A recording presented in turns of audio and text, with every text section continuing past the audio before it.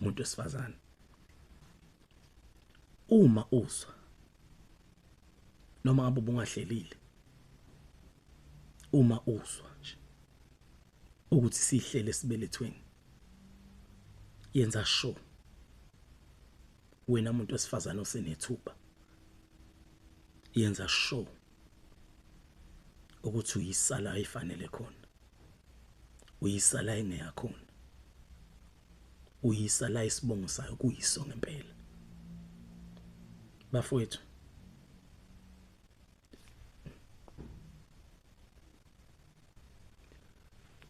kubhlungu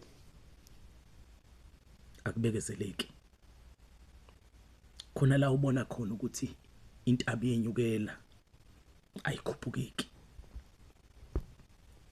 kwesinye isikhathi ubone ukuthi ngingakuphuka lapha kodwa amandla ngeke kuze kwenzeke ubhlungu bafowethu kubhlungu ngazasekhaya ngiyasho nje emoyeni wami ngihlukumezekile kakhulu akubekezeleki futhi sekufikela khona ukuphila kahle ngasaphileki omunye umuntu uzomangala nje ukuthi ulindo ngoba simase njena nje ulindo simase njena nje ulindo simase nje ngicabanga ukuthi akekho noyedwa umuntu ongaziyo akekho noyedwa umuntu ongamathi ngiyamazi ulindo ngoba nonke niyakumangala abanye bazothi ngwakwa Mkhize abanye bazothi ngwakamgobhozi abanye bazothi ngwakwa Dlamini abanye bazothi ngwakwaNcobo abanye bazothi ngwakabiyela abanye bazothi ngwakamthetho kubhlungu bafowethu akubekezeleki uyabona uma uphila impilo ufikela khona ufise nje ucabanga ukuthi okuba mhlambe waflasheka noma kwasekuqale nje makubonakala ukuthi wena uyeza mhlawumbe ukhishwe kube ukuthi akazi usu exist emhlabeni njengomuntu mhlambe kwakuba ngcono ngoba ezinye izinto ngabe asisificanga because umzali wesifazane angazi kwenzeka kanjani ukuthi akwazi ukuletha ingane emhlabeni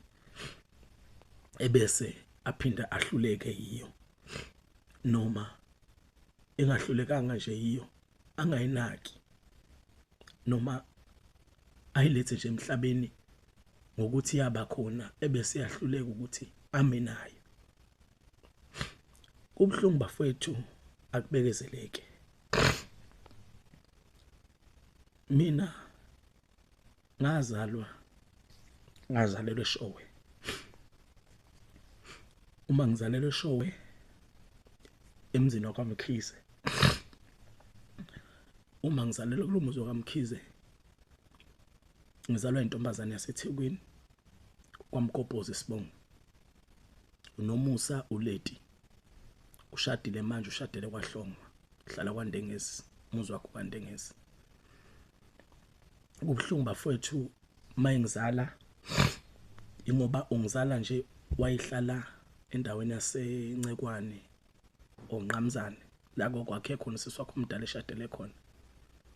uma efunda ke ufunda amabanga aphezulu noma eHigh School yakhe yofunda eBhekeshowe High School othe mayifunda wayesehlangana nalomkhize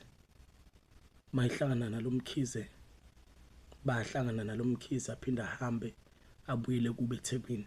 kwaMgobhozi okuthe lapho ke uma ibuya njalo mayibuya kulomkhize ubuya uyithwele ngamtsheli lomkhize afika azale ashiye kwaMkhize azala ashiye kwaMkhize ngithi ingane zize ziba u3 ingoba ngihlukumezekile bafethu angikaze nangelilodwa ilanga ngikhulume into ethinta impilo yami but this time around ngiyahluleka nje kokuphefumula so sikhuleke kulomkhisi bafowethu mina nje mangikhuluma ngami wathi mayengiqeda ukungizala nginesonto elilodwa wangishiya khona ngaqhubeka ngahlala khona ngakhula ngikhuliswa ugogo uMamdletshe wase Dlangezwa owaza wazogana kwaMkhize wangikhulisa kanye no-auntie uTshitshi okwakhula nje sengazuthi u-aunt wami ihamba iminyaka kakhulu umuntu kuze kwaba nje late ngikhumbula ukuthi mhlambe kwasitifiketi ngasithola ngino 8 years ngoba phela intombazane yangishiya yangabuya manje lokho kengihleli naye uyabona ngiyakhumbula ukuthi ngangihlangabeza ngontanga yami nje ngishaba ngaphansi kwami ngangibahlangabeza ngisho sebebuya esikoleni mina ngangingafundi ngina identity document like isitifiketi sokufunda sokuyo register esikoleni kodwa ngihlala ekhaya nje ngihlala nalogogo hamba iminyaka phoqa ukuthi kufanele ngesikoleni ke manje ngicela ngino 8 years lokho kabona ukuthi ngoba manje shuthi intombazana ayimisele ngalengane angihambe ngiyoyenzela ID ngase ngibhekile nje ngiyakhumbula nami sigibela sambe siyokwenza ID eshowe sifike siyenze ID siyenza ngalogogo lo vele ngoba ubiza umkhisi iphume isitifiketi sami somkhisi thema siphuma isitifiketi sami somkhisi vele sekuyaphoqa ukuthi yonke into yami manje ngoba iqala ngalesitifiketi sakamkhisi ngifundeke primary lo mama ejwayele ukufika lo sisi azolanda lo mdala ngoba kunomfana omdala kube yimina bese uba intombazana uzolanda lo mdala noma uzolanda lo mncane mina nje ngihleli nje eshow ngihlala akekho futhi wayefuna ungivakashisa nje ngangigana nje yakhona khuleke lapha ke kaMkhize ke kuze kube 2005 la kwasweleka khona ugogo lo wayengikhulisa so uma esweleka ke ngo2005 kwakumhla ka9 May kumhla ka9 May 2005 kwakumsombuluko nje ngekhathi about 12 asweleke lo gogo kube buhlungu enhlizweni yami because kwakuyena umuntu engihlala naye because uMkhize lo sasilethwe kuye naye wayengahlala ekhaya ngaleso sikhathi wayesahlala eThekwini enzela umsebenzi asweleke ugogo uMamdletshe qhubeka ihlale kaMkhize umndeni waMkhize usithanda ngenalutho okunye kodwa kwahamba kwaba khona la nalo baba lo eshadelwa khona athema eshadelwa khona omunye umantombazane kwaqala kwangaba mnandi kwaqala kwavela ukuthi asibona bakamkhize noma asibelongi la into eyasekayo hayi ukuthi into eyifihle babe yasibona kuphela babefihlele thina qhubeke ke impilo ke ibenzima kuloqala angwazi umndeni wamqophose angazi umuntu nje ngikwamkhize kuthi ngomunye unyaka anti iTshitshi lo sikhulisa kanye nogogo angivakashise eThekwini qashile khona ngoba wayezolanda ingane yakhe naye ibona ukuthi uLindo usele yedwa lo wakubo omdala umfana akekho naye sekhaya uma wakhe lapho zalo mama yedwa nentombazana ayikho uLindo usele yedwa nami ngoba ngizolanda nanguphila ngcola ngithathe la ngoba usele yedwa ekhaya ngihambe ke naye kwaku2010 June ngiyovakasha eMlazi kwaKay okuyilapho engangiqala nami ukufika khona endaweni zaseThekwini ngangikhona amfonela uanti lo mfonele uthi hayi ngifikile nengane la eThekwini nankosami ngithatha from ngaleso sikhathi wayesebenza emsebenzini kaLafarge lo sisongizalayo kwayesebenza khona lapho late lo usebenza kaLafarge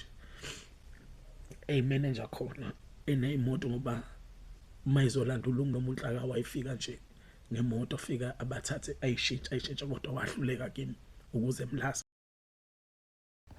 Hello Mzansi, welcome to Mgosi waseMzansi. Nangibhoda uxoxa story sakhe sokuthi makwakhe wamthola wamshiya ana 1 week. Kuyasho ukuthi noma ngabe wambulala sesemncane noma ngabe wamkhipha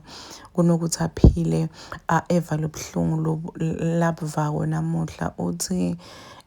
uyanqonoda nje ukuthi ngabe wamane wamhushula kunokuthi azayomthola amshiya na 1 week. Uthi kubuhlungu kakhulu guys. Sibuhlungu kakhulu le story lobhodi lasicocile sishiye abantu abaningi basho ukuthi ibhodi waze wasivisa buhlungu and baningi bantu labakuwo le situation la kuyo bhodi, but labanye inkosi yami they are just not ready to talk about it. Some they don't talk about it at all. Ngalesi sikhathi sigcine sibona abantu delete not knowing ukuthi ngongani guys. People are going through a lot and I'm just sending hugs to him, man. I'm sending hugs, I'm sending healing. Ngazuthi angaphola nkosi yami emoyeni aphinze ayibone ne-reason yokuthi aqhubeke aphile. Please do comment what you think below down on the comment section. Don't forget to hit the notification bell. I'll see you on the next one. I'm signing out. Goodbye.